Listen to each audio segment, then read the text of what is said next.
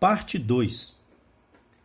Minhas experiências místicas me convenceram de que não há outra maneira de alcançar a perfeição exterior que buscamos, senão por meio da transformação de nós mesmos. Não existe outra maneira de alcançar a perfeição exterior ou alterar a realidade externa que não seja por meio da transformação de nosso estado interno de consciência.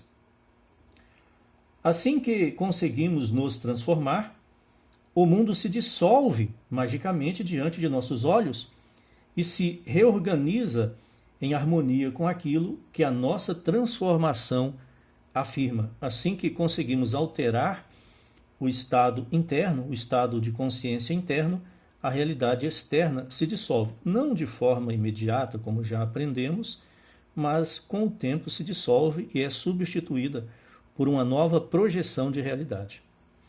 Relatarei ainda 2 outras visões, pois elas confirmam a verdade de minha afirmação de que, pela intensidade do amor ou do ódio, tornamo-nos aquilo que contemplamos. Porque aquilo que contemplamos com sentimento grava uma impressão na consciência de ser. Certa vez, com os olhos fechados e irradiantes pelo devaneio, meditei sobre a eterna pergunta: quem sou eu? Senti-me então dissolver gradualmente num mar ilimitado de luz vibrante, enquanto a imaginação ultrapassava todo o medo da morte. Nesse estado, nada existia além de mim mesmo, um oceano infinito de luz líquida.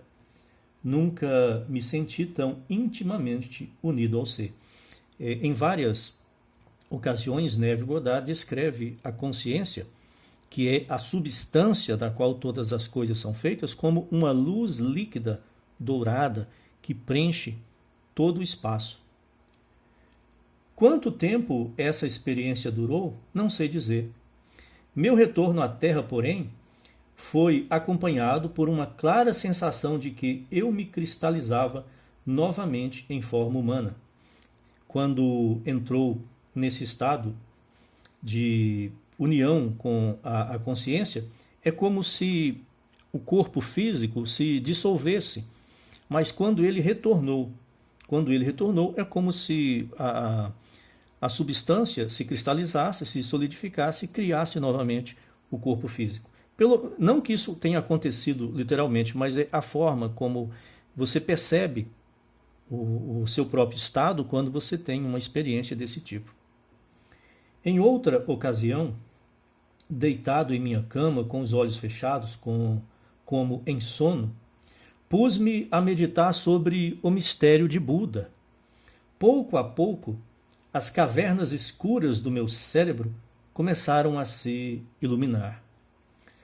Parecia-me estar cercado por nuvens luminosas que emanavam de minha cabeça em forma de anéis ardentes e pulsantes. Durante algum tempo, não vi nada além desses círculos de luz. Então, surgiu diante de meus olhos uma rocha de cristal de Quartzo. Enquanto eu a contemplava, o cristal se partiu em pedaços, que mãos invisíveis rapidamente moldaram na figura do Buda vivo. Ao observar essa figura em meditação, percebi que ela era eu mesmo.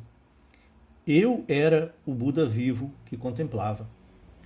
Uma luz semelhante ao sol irradiava dessa imagem viva de mim com intensidade crescente até explodir. Em seguida, a luz foi se apagando gradualmente e eu me vi novamente na escuridão do meu quarto. De que esfera ou tesouro de formas surgiu esse ser mais poderoso que o humano, suas vestes, o cristal, a luz?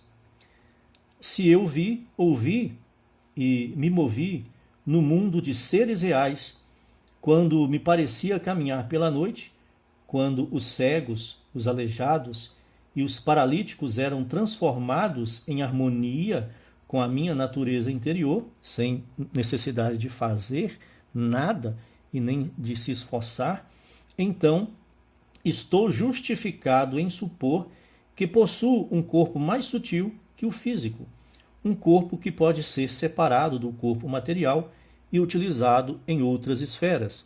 O apóstolo Paulo também descreve esse conceito nas suas epístolas de que há o corpo material, o corpo carnal e há o corpo espiritual. Então, nós temos pelo menos dois corpos, o carnal e o espiritual. E esse corpo espiritual pode fazer viagens com a consciência. Pois ver, ouvir e mover-se são funções de um organismo, por mais etéreo ou sutil que seja. E se considero a alternativa de que minhas experiências psíquicas tenham sido fantasias geradas por mim mesmo, é preciso ter a honestidade de considerar isto, né? Porque às vezes uma pessoa pode pensar que teve uma experiência mística, mas pode ter sido só uma ilusão, uma visão projetada por sua mente inconsciente. Ainda assim, não deixo de me maravilhar com esse eu mais poderoso que projeta em minha mente um drama tão real quanto aqueles que experimento quando estou plenamente desperto. Ainda que a experiência não fosse uma experiência mística legítima, mas só uma fantasia criada pela mente, ainda assim ele reconhece que é uma experiência maravilhosa. Nessas meditações ardentes, entrei repetidas vezes e sei, sem a menor dúvida, de que ambas as assunções são verdadeiras. Habitado dentro desta forma terrestre, existe um corpo afinado com um mundo de luz, e eu o elevei, por meio de intensa meditação, como se fosse atraído por um ímã através do crânio desta sombria casa de carne. Então aqui ele chega à conclusão de que nós temos de fato dois corpos, né? O corpo carnal e um corpo espiritual que é capaz de acessar outros planos de realidade.